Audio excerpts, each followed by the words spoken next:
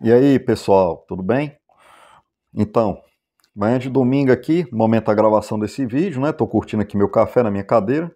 Espero que você esteja muito bem acomodado aí do outro lado da câmera, né? Na sua cadeira preferida, no seu sofá, tomando o seu café ou chá, dependendo do momento que você está assistindo o vídeo. Não vá tomar café à noite, que atrapalha o sono. Porque hoje a gente vai ter uma conversa muito legal sobre um livro de relevância máxima, na minha opinião, máxima, né? A gente vai falar sobre a célebre biografia de Adolf Hitler por Joachim Fest, né? Um dos maiores especialistas do mundo em nazismo, né? Historiador alemão. E vou acomodar meu café aqui. Historiador alemão, né? E por que esse livro tem relevância máxima, na minha opinião? Porque a história é a mãe de todas as ciências humanas, é a partir da história que a gente deve formar as nossas ideias, né?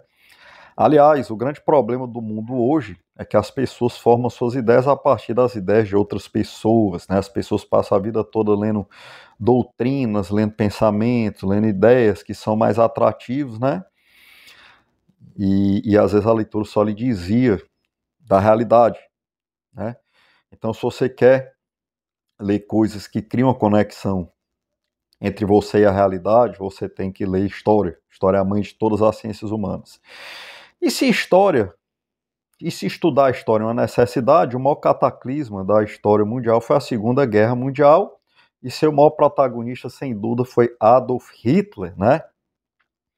Então, nesse livro, a gente vai dissecar essa biografia, né? A gente vai falar sobre esse personagem, vai falar sobre o livro em si, que é um livro um pouco peculiar em relação a outras biografias disponíveis no mercado. E por quê? Esse livro foi escrito em 1973 por Joachim Fest, um historiador alemão, veterano da Segunda Guerra, né? Chegou a ser preso na Segunda Guerra, foi soldado do exército alemão, da Wehrmacht, né? E fazendo uma comparação, tem outra biografia do Hitler no mercado, do historiador inglês Alan Cashel, né?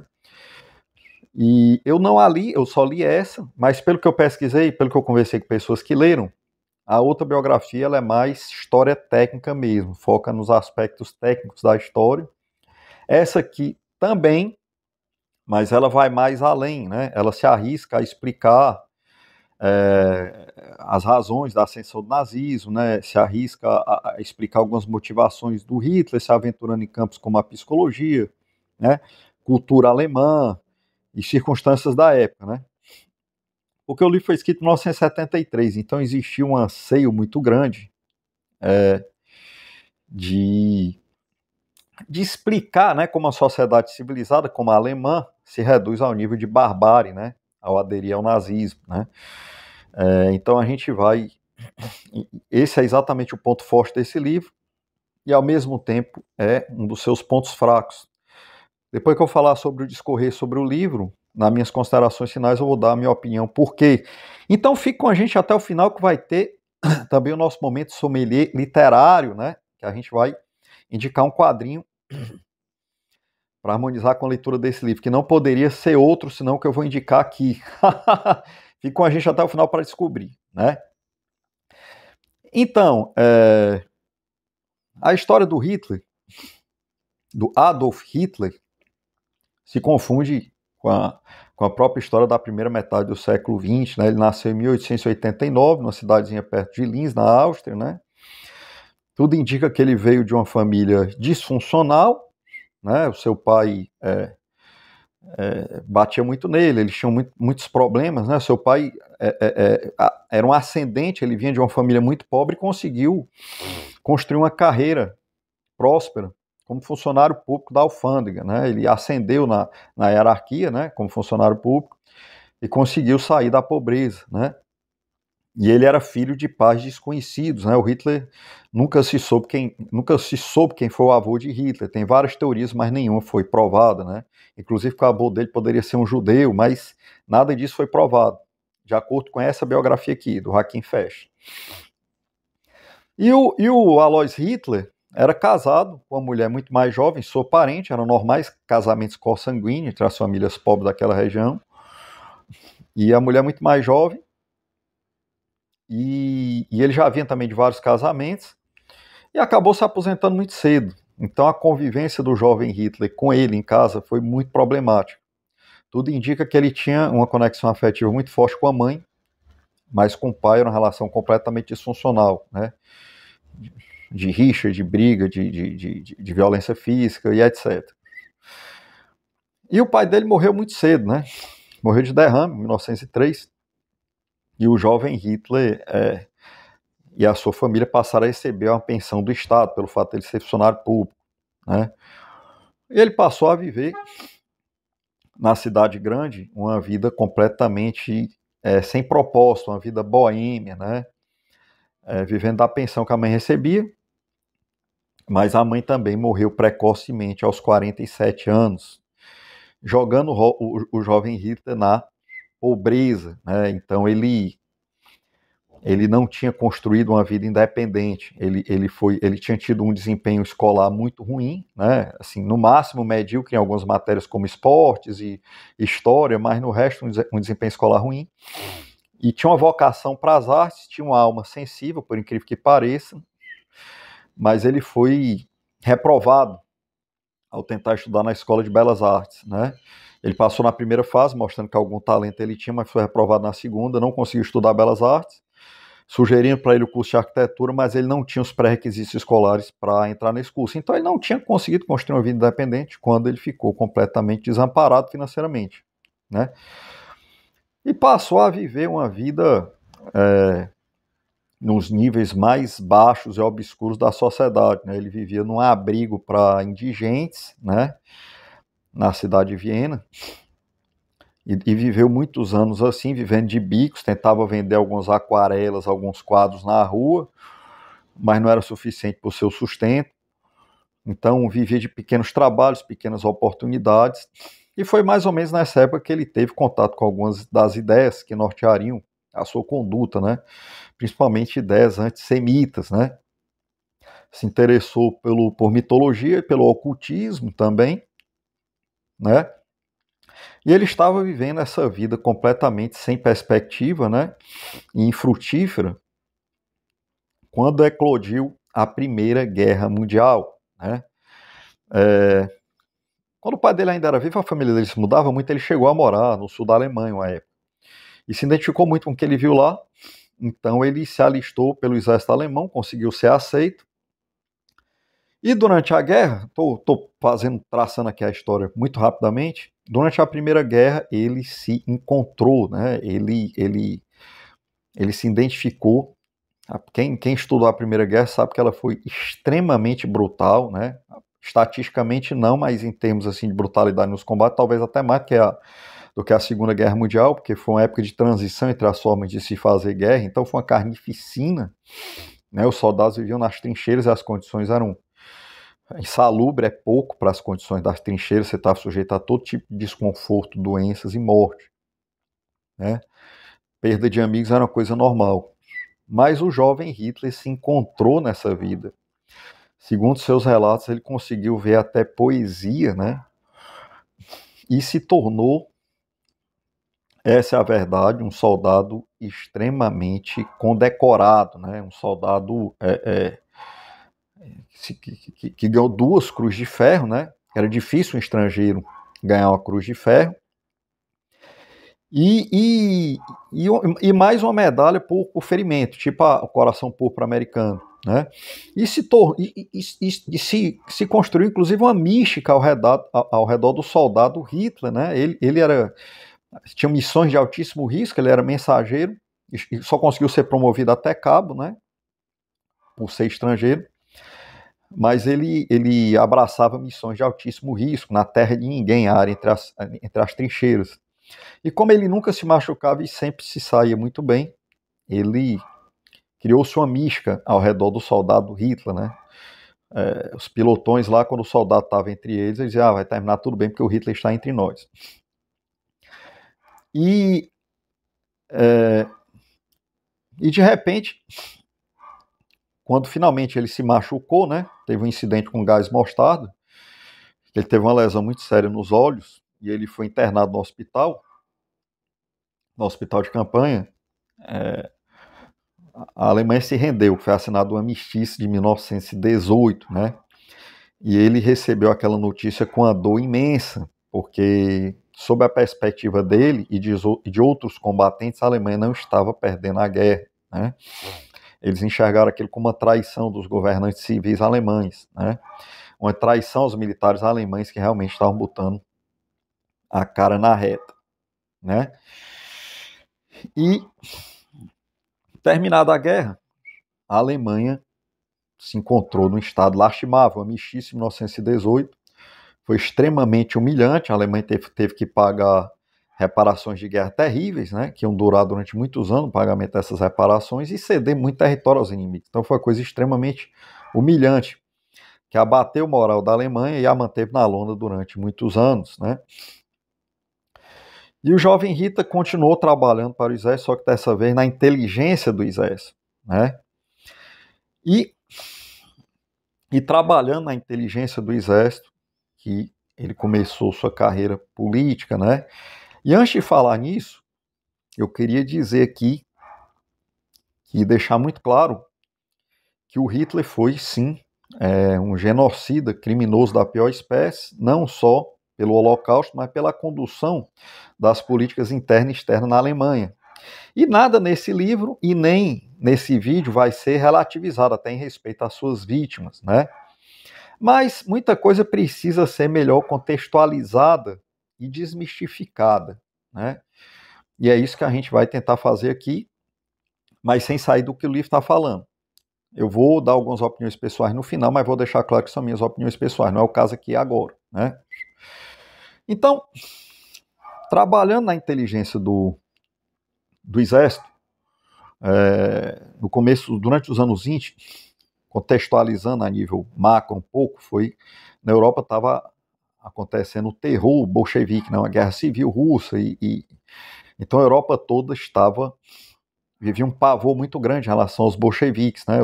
Foi na época que o Trotsky estava com o trem vermelho, executando pessoas no país todo sem julgamento, uma coisa muito antes do Stalin instituir o terror dele, o Trotsky e Lenin já fazia a mesma coisa, né? É importante desmistificar isso. Então, por conta disso, a inteligência do exército alemão incumbiu o jovem Adolf Hitler de participar de várias reuniões políticas para detectar células bolcheviques dentro da sociedade alemã, né? Ele participava paisano, né? Como indivíduo comum, para detectar e munir o exército de informações sobre as células políticas que estavam se formando na sociedade alemã, né? E numa dessas reuniões, ao adentrar uma reunião do Partido dos Trabalhadores, sim, o nome é exatamente esse, de acordo com esse livro aqui. Numa das reuniões do Partido dos Trabalhadores, aconteceu a mesma coisa que aconteceu durante a guerra. Ele se encontrou, ele se identificou profundamente com tudo que ele viu e ouviu, principalmente com as ideias antissemitas viscerais, né, que ele viu lá. E logo ele se inscreveu no partido e continuou suas atividades trabalhando na inteligência do exército e trabalhando para o partido. E ele foi crescendo dentro da hierarquia do partido, né?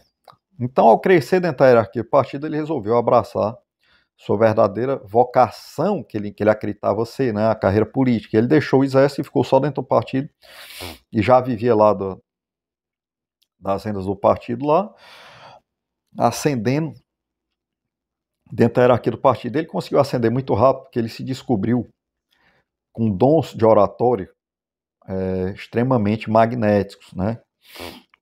Então ele tinha um oratório muito persuasivo, muito eficaz naquele momento que a Alemanha estava vivendo. E por conta disso ele subiu muito dentro da hierarquia do partido.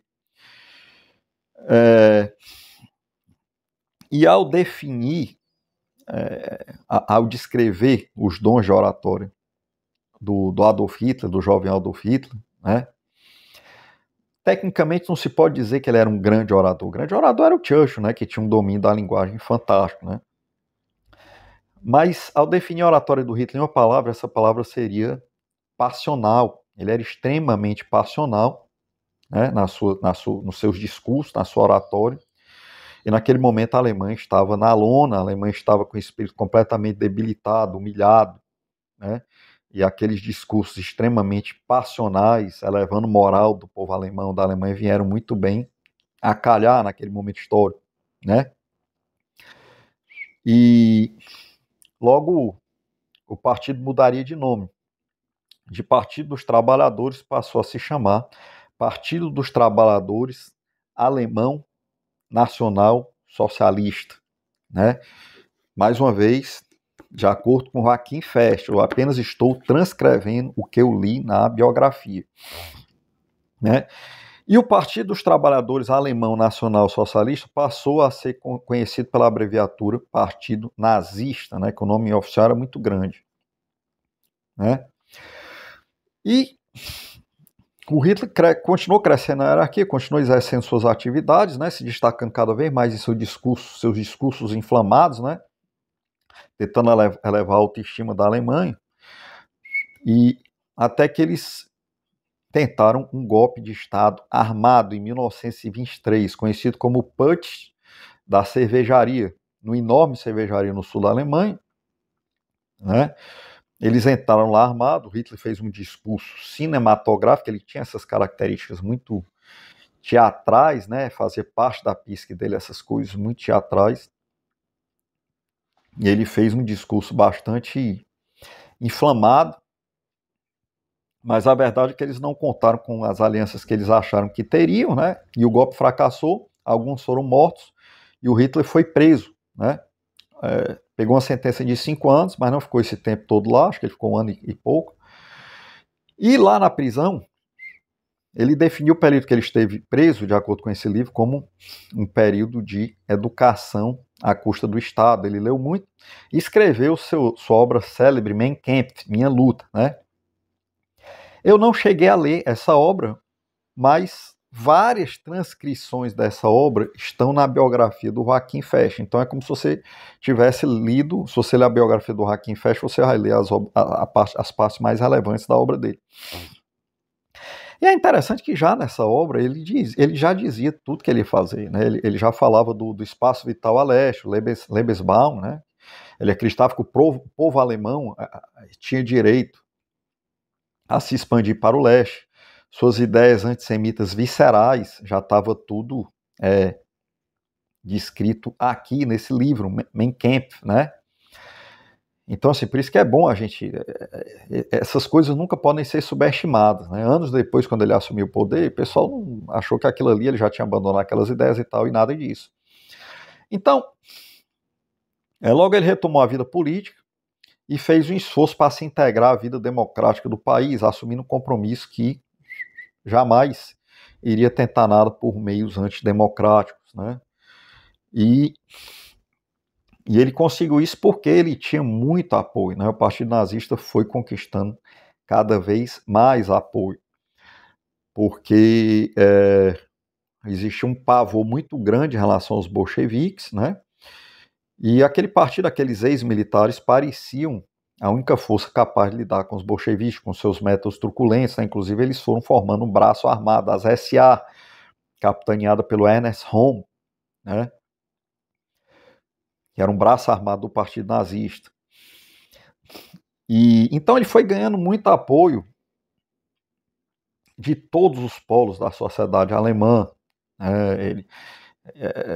Muita gente da esquerda votava nele, porque afinal o partido tinha muitas aspirações da esquerda, e muita gente da direita também votava nele por medo do comunismo, né, do terror bolchevique, né?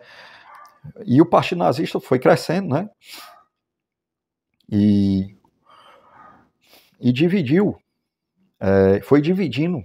O Congresso foi ocupando cada vez mais espaço no parlamento alemão, até um dia em que eles conseguiram, contra todas as, inesperadamente, né, principalmente pelo fato de ele ter sido subestimado, né, as principais figuras políticas da época, né, o general Hindenburg, presidente da Alemanha, né, Eles subestimaram o Hitler, acharam que poderiam mantê-lo sempre sob controle, né? E ele foi crescendo até que em 1933 ele conseguiu aprovar no parlamento o direito de assumir a chancelaria, né? Que já lhe deu um poder absurdo, que ficaria abaixo do presidente. Ele fez toda uma cerimônia, né, vestindo um fraque, mostrando que o presidente Hindenburg estaria acima dele, queria sempre respeitar o processo e tal, não sei o quê. Mas isso não aconteceu, né? Logo depois disso, houve um incêndio no Reichstag alemão, né, no parlamento alemão, um ato terrorista. E esse ato terrorista foi creditado aos comunistas, né, que estavam sim sendo aos poucos esmagados dentro da sociedade alemã, né? E esse ato foi creditado aos comunistas, mas muitos levantam a hipótese que foi uma operação de falsa bandeira, né? Que o próprio partido nazista tocou fogo lá e colocou a culpa nos comunistas, né? Qualquer uma das duas hipóteses pode ser verdadeira, mas o fato é que esse incêndio foi extremamente útil para as aspirações totalitárias do Partido Nacional Socialista, né? Logo eles aprovaram por decreto leis que pavimentavam o caminho para a Alemanha se tornar uma ditadura totalitária, né? Então, a partir de 1933 em diante, o Hitler já tinha um passinho por vez, uma lei por vez, aprovando um decreto por vez, ele conseguiu conseguiu pegar o poder total na Alemanha. Mas tem que se dizer o seguinte, na União Soviética, os bolchevistas assumiram o poder, eles precisaram derramar muito sangue para isso, né? Então o Lenin e o Trotsky tocaram muito terror lá dentro, o Trotsky com o trem vermelho dentro, para assumir o poder. Na Alemanha, não. Na Alemanha, ele foi cada vez mais aclamado pelo povo, né? Mesmo seus opositores acabaram cedendo, né? Acabaram cedendo às suas ideias, né? O seu reerguimento da Alemanha, que ele batia todo tempo nessa tecla, né?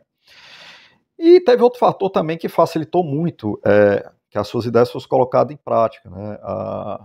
A quebra da Bolsa de Valores em 1929, né? Mergulhando o mundo numa carestia muito grande.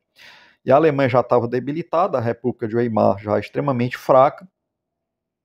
Então foi nesse cenário que ele conseguiu consolidar o seu poder, se tornar o ditador, mas sem derramamento de sangue em massa, né? Ele derramou sangue especificamente, né? Derramou sangue dos judeus, derramou sangue às SA, para obter o apoio total do exército, ao Wehrmacht. O exército se sentia profundamente incomodado com as SA, que era o braço armado do partido. Então, na noite conhecida como Noite das Facas Longas, ou dos Longos Punhais, o Hitler mandou executar todas as lideranças da SA, inclusive seu velho companheiro Ernst Röhm, né? Essa altura, seus velhos companheiros do Partido Nazista o acompanhavam, o Himmler, o Göring, o Himmler, né, o Goebbels, né, esses nazistas proeminentes. Logo, o Albert Speer se seguiria a ele. Se você quer saber quem foi o Albert Speer, uma peça-chave para se entender a psique do Hitler, veja a resenha do nosso livro aí, Spandau, né, o Diário de Albert Speer na prisão. Tem resenha no canal. Então, aqueles nazistas proeminentes, seus asséculos, já foram se consolidando no poder ao redor dele. E o povo alemão foi ficando satisfeito porque realmente a Alemanha mergulhou numa era de prosperidade e desenvolvimento, né? Em larga escala, financiada pelo... Eles foram avançando sobre os judeus e sobre os seus bens, né? Então, os bens confiscados do povo judeu, primeiro eles fizeram uma campanha enorme de demonização do povo judeu, para depois confiscar seus bens, né, que eram muitos. Isso ajudou a financiar, né, a ascensão nazista na Alemanha, né? E ao mesmo tempo começaram várias campanhas de manipulação e cooptação de pessoas, campanhas de propaganda muito bem engendradas, né? A juventude literista para cooptar a juventude.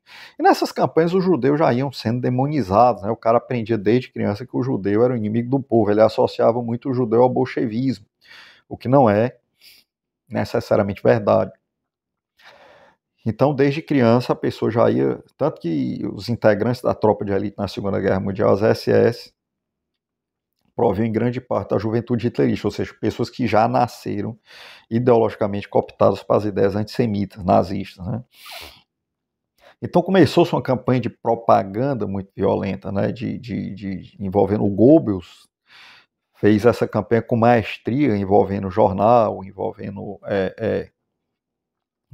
cinema, envolvendo todas as mídias disponíveis na época. Na Alemanha, a Alemanha nazista sempre esteve um passo à frente na utilização de novas tecnologias, né, do que os outros países.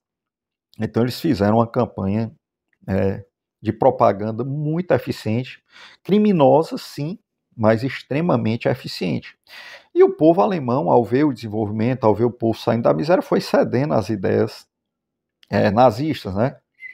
Embora todo aquele desenvolvimento não fosse sustentável, né?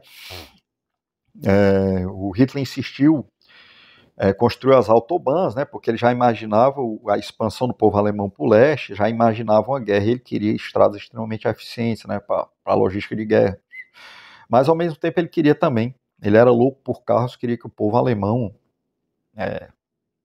se tornasse motorizado. Então, ele insistiu junto ao Ferdinand Porsche para o desenvolvimento de um projeto de um carro popular alemão que o trabalhador pudesse pagar e comprar. E o Ferdinand Porsche desenvolveu o Fusca, o Volkswagen, né?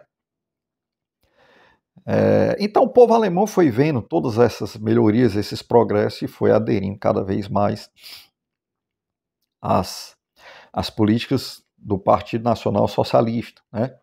Ao mesmo tempo em que o Hitler também passou a ser celebrado em outros países, a nível externo, né? O Hitler foi capa da revista Time, nos Estados Unidos, Homem do Ano, em 1938, né? Então não teve maiores derramamentos de sangue, não precisou de guerra civil, não precisou de nenhum conflito para que o Partido Nazista assumisse o poder, né? Eles foram cooptando as pessoas com as suas ideias e os derramamentos de sangue, os crimes cometidos durante a ascensão foram muito pontuais, né?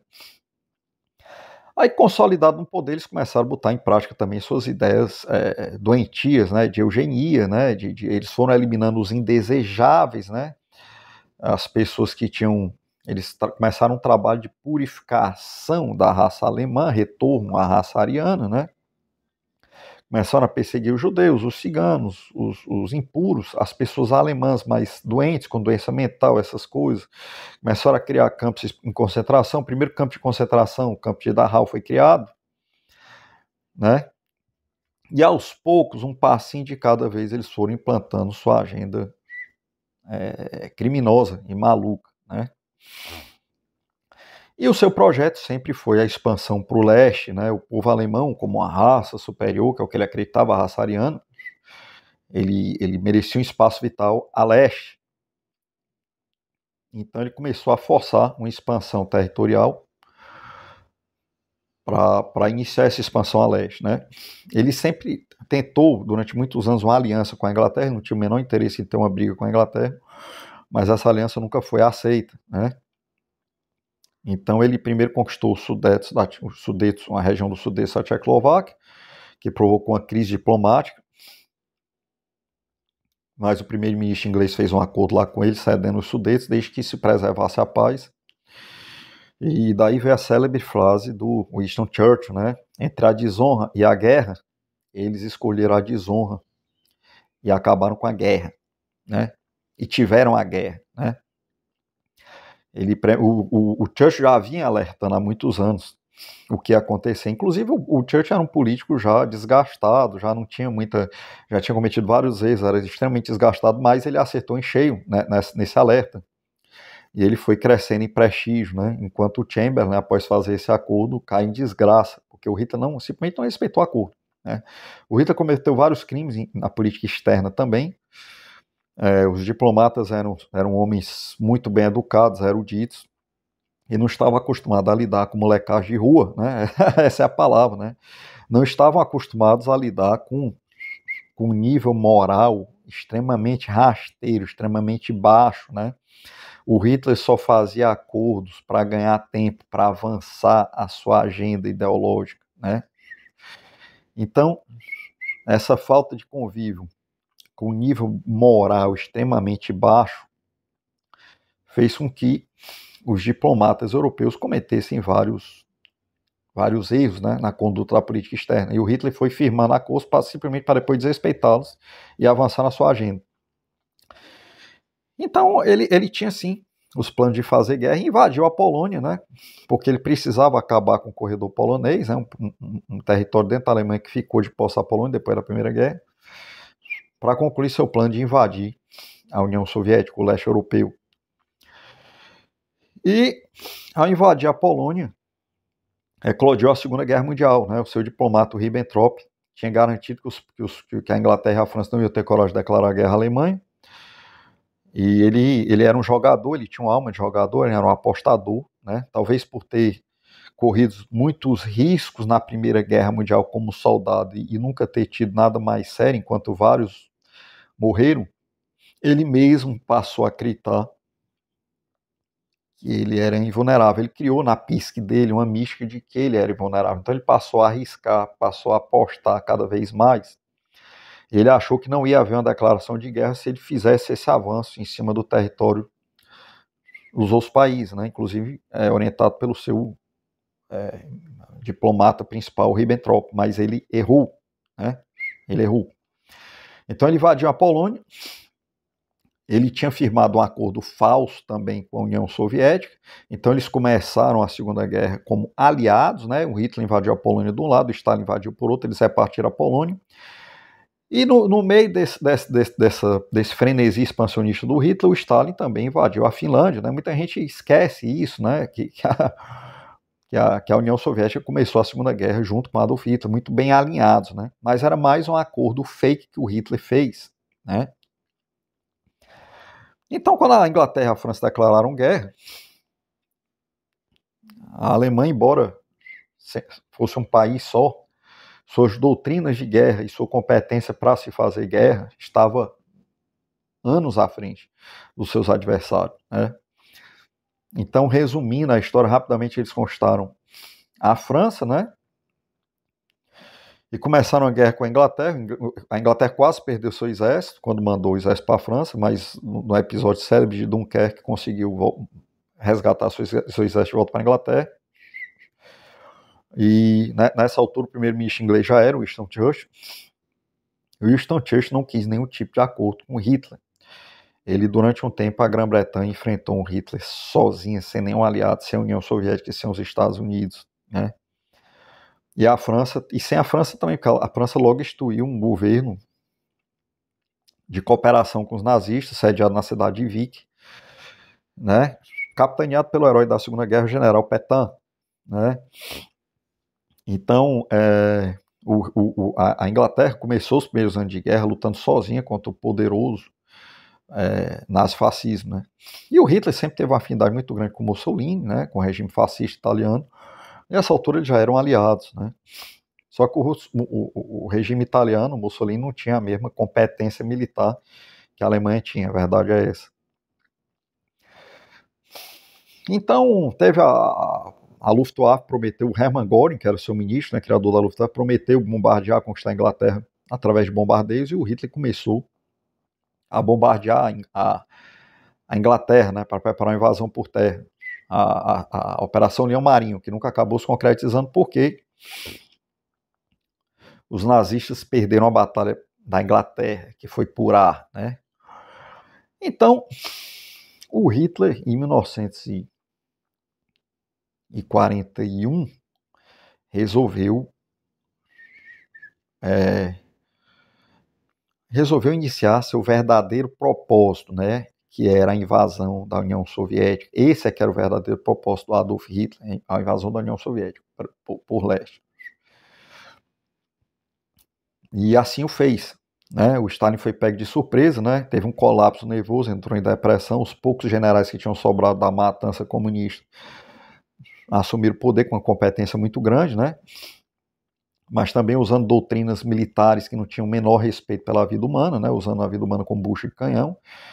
as estratégias eram moldadas em cima disso, é preciso ser dito, né? Isso é um fato histórico incontestável.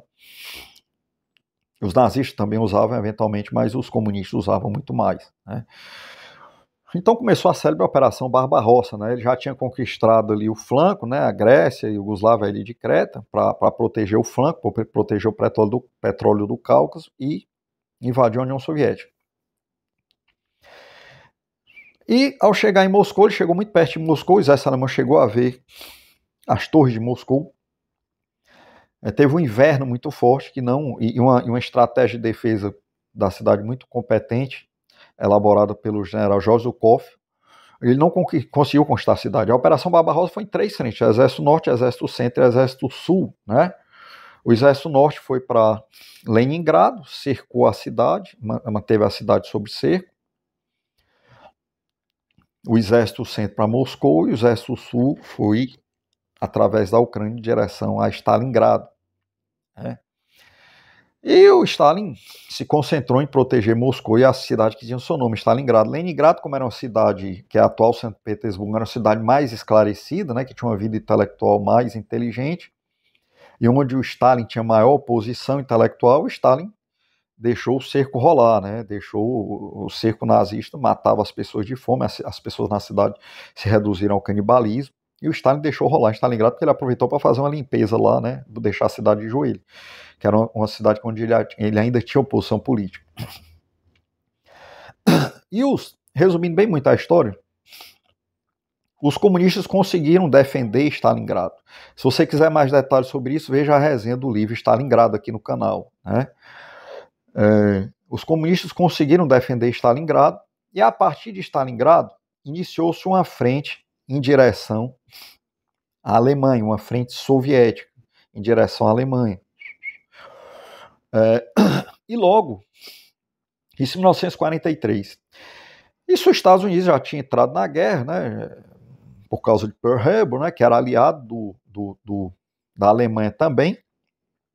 Em 1944 teve o dia D, o desembarque anfíbio nas praias da França, da Normandia, e os Estados Unidos criou uma frente, junto com a Inglaterra e alguns exércitos franceses, algumas unidades polonesas, né, canadenses, criou uma frente de um lado, e uma frente ocidental de um lado e uma frente soviética de outro, né? E tinha uma outra frente ocidental que vinha pelo sul, mas essa frente teve muita dificuldade, porque a Itália, ela oferecia condições geográficas excelentes para quem estava se defendendo. Então foi uma carnificina e assim, o avanço pelo sul foi muito difícil, né?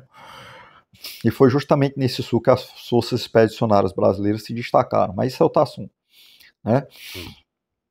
E essas frentes de batalha foram avançando em relação à Alemanha, né?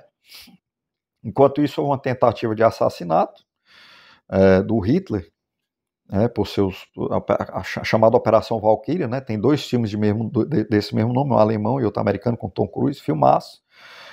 Né? Alguns oficiais da Wehrmacht tentaram assassinar o Hitler, não conseguiram, já no final da guerra, já mais por final.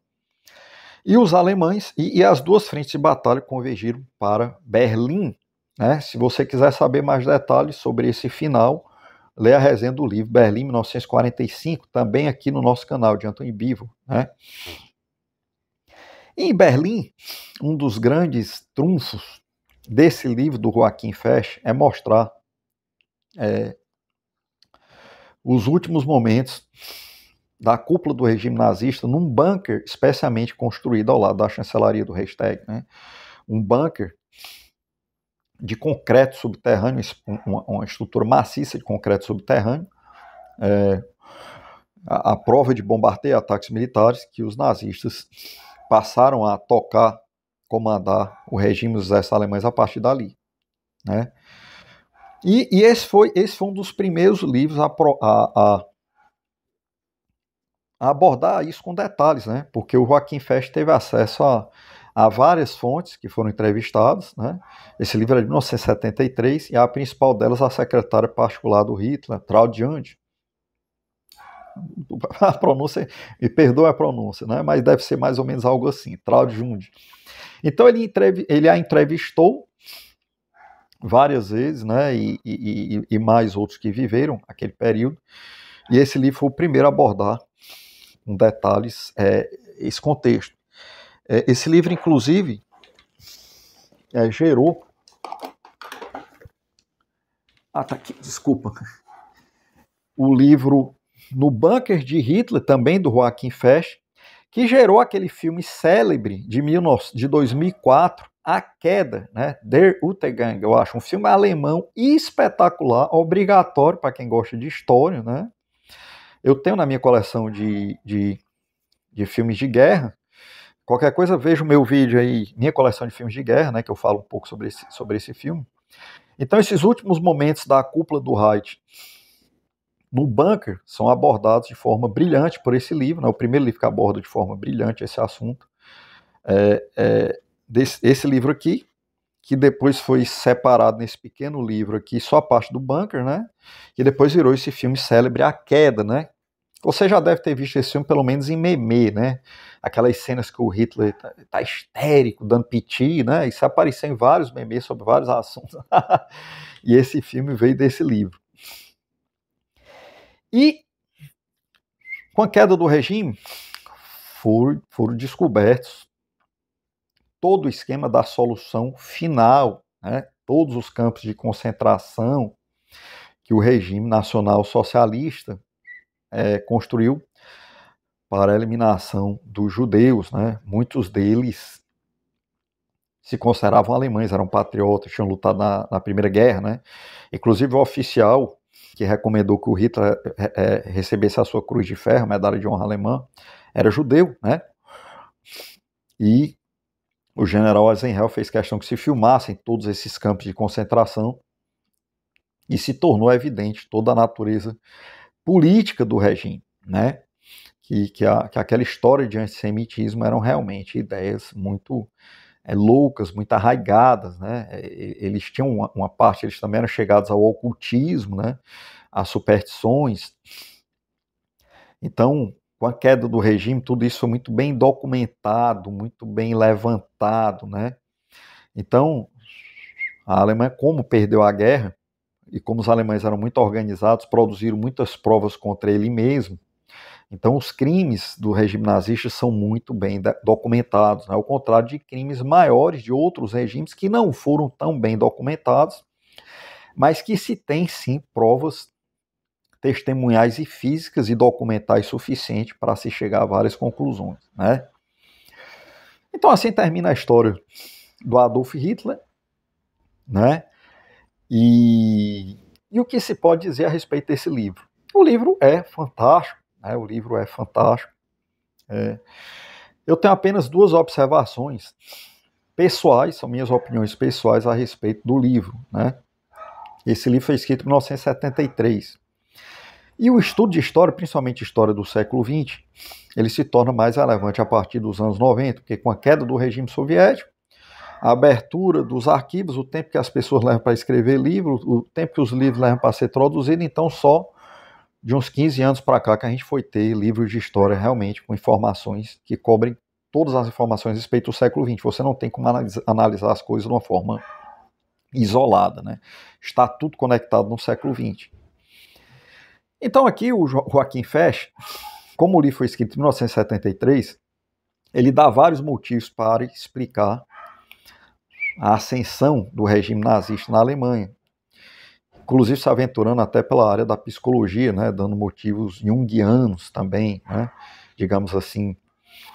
E eu concordo com todos os motivos que ele deu, eu acho que nenhum está errado. Mas eu acho que a principal variável da ascensão do regime nazista foi deixado de fora, que era o pavor aos bolcheviques, o pavor ao terror vermelho, né? Por mais que o Hitler fosse bom orador, não existe mágica, né? O cara subir do zero, quem entende minimamente política sabe que não existe mágica, o cara subir do zero absoluto, de vagabundo indigente até o poder total de um país, ele não consegue isso sem ter uma ajuda financeira, sem ter um apoio muito forte, né? E esse apoio veio devido ao terror que estava acontecendo no leste, né? Embora a União Soviética fosse fechada, né? A Europa é pequena, muita gente sabia o que estava acontecendo lá. Para você ter ideia, a principal estrela alemã de cinema, Olga Tchekova, sobrinha do Anton Tchekhov, famoso escritor russo, ela era amiga da cúpula nazista e era refugiada russa. Era refugiada do regime bolchevique, inclusive foi obrigada a ser espiã para o Stalin também, né? Porque o Stalin tinha vários parentes dela lá, né? Então ela foi obrigada a fornecer informações para o Stalin. Então, assim, todo mundo sabia o que estava acontecendo na União Soviética. Todo mundo sabia. E esse medo do que estava acontecendo lá foi fundamental para que os nazistas ascendessem na Alemanha. Eles pareciam a única força que tinha capaz de barrar os bolcheviques. E, de fato, eles barraram os bolcheviques. Só que a Alemanha acabou trocando 6 por meia dúzia, né? Acabou trocando uma coisa por uma coisa tão ruim quanto, né? E outro fato também, que é minha opinião, aí já é minha opinião também, né? Que o Hitler é considerado como o Hitler sem dúvida, nenhum de seus crimes estão sendo relativizados aqui. Ele é um genocida, ele é um criminoso em várias dimensões, né? Os crimes que ele cometeu com o povo judeu eram imperdoáveis, né? Uma coisa, um absurdo, né? Já está nas raias da loucura.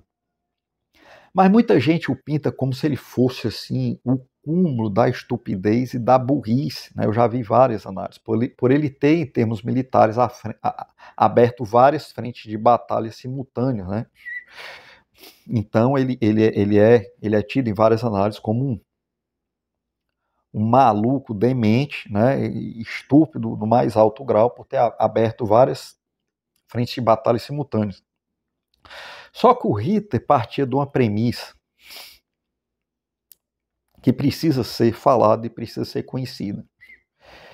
Ele apostou que jamais as forças ocidentais, as democracias ocidentais iriam se aliar à União Soviética. Ele apostou que isso jamais iria acontecer. Inclusive, quando ele estava no bunker, que o Roosevelt morreu, ele e o Goebbels se abraçaram e comemoraram. Isso já no finalzinho da guerra, porque acharam que ali essa aliança absurda iria acabar e a guerra poderia ser revertida, pelo menos com um acordo, alguma coisa assim, né?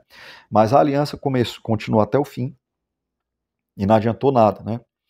Porque é fato histórico, né? Incontestável que o Roosevelt, a forma que o Roosevelt teve de lidar com o Stalin foi extremamente ingênua, né? A imagem que o comunismo tinha no Ocidente foi construída principalmente por um correspondente do New York Times chamado Warren Durant, né? Se você quiser saber mais sobre ele, assista a resenha Fome Vermelha, né, até para saber o que era o terror bolchevique, né, nos anos 30 também estava matando as pessoas de fome, usando a fome como arma de destruição em massa. Se quiser saber mais sobre isso, veja a resenha Fome Vermelha no nosso canal aqui, nesse canal. Então, assim, o Hitler apostou que jamais as democracias ocidentais iriam se aliar à União Soviética. Né? Eles achavam que isso na cabeça dele, jamais iriam ser estúpidas de se aliar à União Soviética, porque eles iriam estar trocando o regime nazista por um problema muito maior, né? E assim, hoje analisando em retrospectiva, considerando o fato que a União Soviética se consolidou como superpotência após a Segunda Guerra Mundial, criou história, né? Considerando o fato de que a China comunista se utilizou da Segunda Guerra Mundial para assumir o poder, né? Os comunistas assumiram o poder na China durante a Segunda Guerra Mundial, porque as pessoas, quando estudam a Segunda Guerra Mundial, esquecem de estudar a Guerra Civil Chinesa, né? Para isso, veja a resenha do livro Segunda Guerra Mundial, também aqui nesse canal, né? Então, considerando esse fato, será que ele era tão burro assim, que ele era um criminoso genocida? Ninguém tem dúvida nenhuma, e nem eu estou relativizando aqui, nem o livro do Joaquim Fescher relativiza. Mas será que ele era tão burro assim de partir da premissa que jamais iria existir uma aliança entre as democracias ocidentais e os regimes comunistas? Então fica essa pergunta, né? Eu gostaria de ouvir as suas impressões, né? Meu inscrito, aqui nos comentários. Se você caiu de paraquedas não é inscrito, por favor, se inscreva no canal, né? Eu queria ouvir suas impressões aqui nesses comentários. E mais uma coisa, eu li a biografia do Hitler do Joaquim Fescher, mas ainda não li a do Ian Caston, do célebre historiador inglês. Se você leu, por favor, deixe as suas impressões aqui nos comentários. E se você leu as duas, deixe mais ainda, por favor, que eu realmente quero esse canal. Eu gosto muito de interagir, eu gosto muito de aprender, já aprendi muita coisa aqui, né? Enquanto eu não li ainda a biografia do Ian Cashel, eu gostaria que vocês, a quem já leu, por favor, comentasse. Eu também ir formando minhas próprias impressões até eu a ler, né? E é isso. E outra coisa que eu gostaria de falar é o seguinte, também é uma opinião pessoal. O estudo de indivíduos como Stalin, como Hitler, como Mao, ele é importante não só para construir a percepção que a gente tem do mundo, mas como arma para a nossa vida pessoal, para a nossa vida pessoal. Porque se na sua jornada pessoal você se deparar com a maldade absoluta, é importante que você não se choque, que você não se abata, né? Que você entenda que existem sim indivíduos assim, né? Que são capazes de qualquer coisa, né? E a principal regra, dogma para você lidar com esse tipo de coisa é primeiro entender que isso é parte da humanidade, isso é parte da história, e não se abater, né? E seguir em frente. Então, o estudo desse tipo de indivíduo, ele é muito útil para a nossa vida pessoal também, né?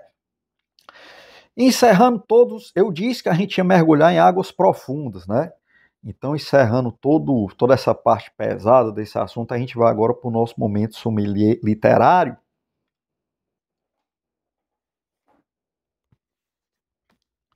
O quadrinho, para se harmonizar com a leitura da biografia de Hitler, não poderia ser outro senão Maus.